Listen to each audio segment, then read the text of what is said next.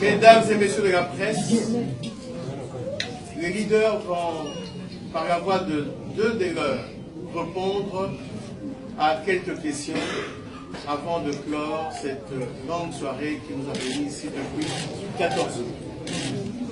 Alors on va procéder de manière méthodique. Oui. Je crois qu'il n'est nullement besoin de rappeler que vous connaissez bien votre art et nous allons œuvrer sainement pour que les choses se passent correctement. Alors, je commence par RFI. Bonjour, Joanna Hochstein, Monsieur Katumbi.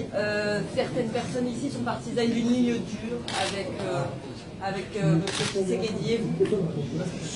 Je crois que le communiqué est très clair.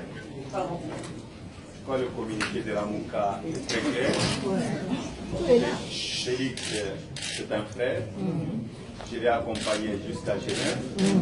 Et à Genève, on avait choisi Martin pour être le candidat et nous nous sommes battus pour ça. Le problème qui est là, il faut d'abord décortiquer le mal. Le mal, c'est quoi dans notre pays? Pourquoi le pays n'avance pas? Pourquoi il y a eu fraude? Le mal, c'est Kabila. Très bien. Très bien. Très bien. Très bien. Fabien Boussoanika. S'il vous plaît, vous demandez la parole. Ok. Monsieur Boussoanika, vous avez la parole. Télé Tchangou. En lisant votre communiqué, j'ai eu l'impression qu'il n'a pas beaucoup d'ambition. Je n'ai pas senti le mot, par exemple, combat pour la vérité des urnes, et vous l'avez remplacé par combat pour la démocratie. Est-ce que c'est à comprendre que le combat pour la vérité des urnes est fini pour le moment, et s'il continue, il va prendre quelle forme? Très bien.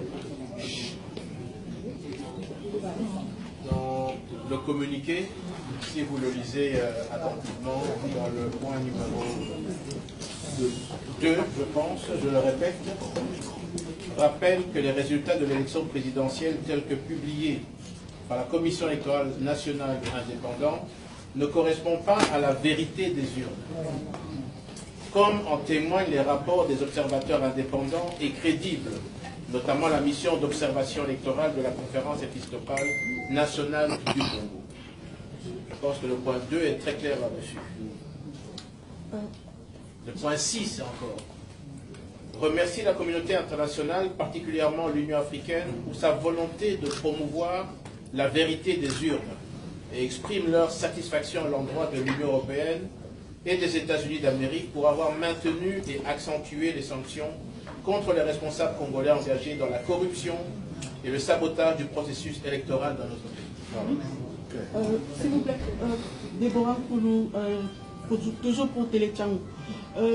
Madame, on va quand même passer par organe de presse. Excusez-moi, c'est une petite question très rapide. C'est juste pour savoir quel est le... Vous aurez votre temps de parole. Ok, merci. Monsieur Timothée. C'est Timothée Tchangou Chocha, télévision en ligne. La jurisprudence des élections en Afrique renseigne que lorsqu'un opposant gagne les élections, qu'il est dribblé par les pouvoirs en place, il y aurait trois options. La première, amener ses partisans à revendiquer la vérité des urnes le moment même, pendant que la patate est chaude, soit d'intégrer les institutions de l'État à la kenyane ou à la zimbabwéenne, ou rester à l'opposition. La MOUCA est où en ce moment? Dans la vérité des urnes, pour amener un soulèvement populaire, intégrer les institutions de l'État ou faire une opposition radicale républicaine? La MOUCA va se transformer, comme vous l'avez dit, comme nous l'avons dit, en plateforme politique. Et vous avez également suivi dans le point numéro 7 de la transformation de la coalition Lamuka en plateforme politique. Nous allons définir prochainement les modalités d'organisation et de fonctionnement. Donc nous ne sommes pas dans le pouvoir, nous ne sommes pas dans la gestion, nous sommes en dehors, mais dans les jours qui viennent, vous allez avoir un détail et un descriptif de l'organisation et de la restructuration de la MOUCA dans ce cadre. Voilà. Madame de Chevel. Wendy Bachi de Tchoulevel, j'aimerais savoir quelle est la place de Martin Fayulu. Est-ce qu'il reste la tête principale qu'on verra partout pour la MOUCA ou est-ce qu'il y aura quelqu'un d'autre qui va sortir du lot? Dans la restructuration donc, de la MOUCA, il est question dans cette restructuration de discuter de toute l'organisation, y compris l'ensemble du fonctionnement de la MOUCA. Donc je dirais encore un peu de patience et vous verrez alors quels seront les différents responsables et comment seront articulés la MOUCA dans les jours qui viennent. Mais bien sûr, Martin Fayoulou sera dans la MOUCA. Il reste dans la MOUCA. Non, je ne demande pas s'il s'en va, je demande s'il reste la tête principale qu'on voit aujourd'hui. La MOUCA, c'est Martin Fayoulou. Parce qu'il est le challenger principal de Félix Tshisekedi. D'accord. La MOUCA, M. Martin Fayoulou était le candidat commun de l'opposition pour battre le candidat de M. Joseph Kabila. Et il a battu. Vous savez, dans la MOUCA, il y a plusieurs leaders qui ont participé à cette victoire. M. Moïse Katumbi, M. Frédé Matumboulou, M. Alphonse Mouzito, Adolphe, pardon, Mouzito, Moussa Namouissi, donc, et beaucoup d'autres encore se sont joints dans cette grande victoire que le peuple congolais donc, a accompagné. Et comme nous disons que la MOUCA va se transformer dans une plateforme politique et dans les jours qui viennent, vous aurez également tous les détails de cette organisation. De cette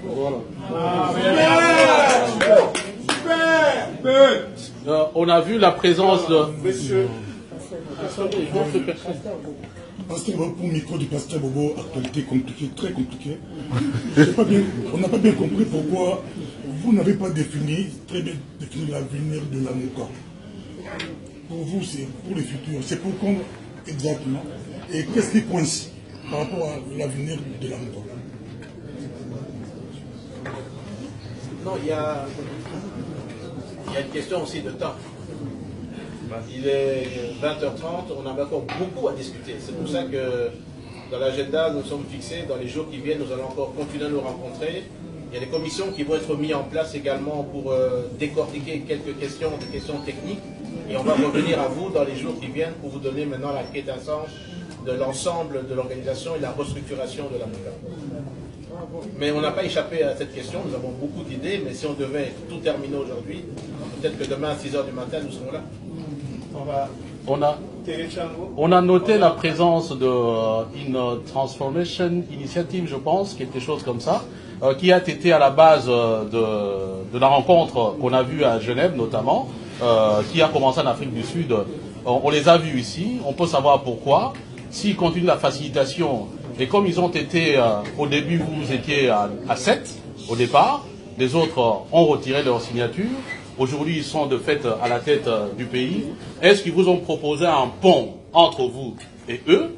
Voilà, c'est la question que je veux savoir. Et puis, la toute dernière, peut-être, est-ce qu'il n'y a pas risque? Parce que hier et avant-hier, vous avez travaillé, il n'y a pas eu de... Enfin, on n'a pas attendu comme aujourd'hui. Aujourd'hui, on était là depuis 10 heures, vous sortez pratiquement à 20 heures. Est-ce qu'il y a un problème? Est-ce que quelqu'un ne risque pas de retirer sa signature après? Très bien.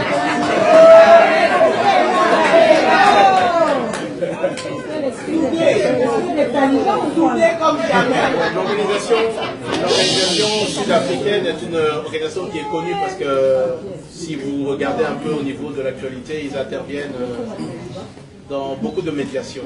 Et effectivement, ils nous ont accueillis en Afrique du Sud, en tout cas nos équipes, pour essayer de réorganiser et d'amener les discussions jusqu'à Genève. Leur problème était de pouvoir faire le suivi après Genève. Ils voulaient surtout s'enquérir de ce qu'allait devenir la MOUCA au lendemain des élections. On a eu des discussions dans ce sens-là. C'est un peu le volet diplomatique, si je peux dire, de la MOUCA. Et ils ont posé beaucoup de questions sur notre vision de l'après-élection et de la MOUCA. Et bon, je réserve bien sûr ces discussions qui leur sont propres et les réponses que nous avons pu leur accorder. En ce qui concerne ici les personnes que vous voyez de la MOUCA, ce sont les personnes qui, lorsqu'ils mettent leur signature, ne la retirent pas. Très bien. Ils prennent des engagements. Et je pense que tous les leaders que vous voyez ici sont des personnes qui sont sérieuses et qui savent que c'est responsable. Merci beaucoup. La conférence de presse est terminée. Bravo.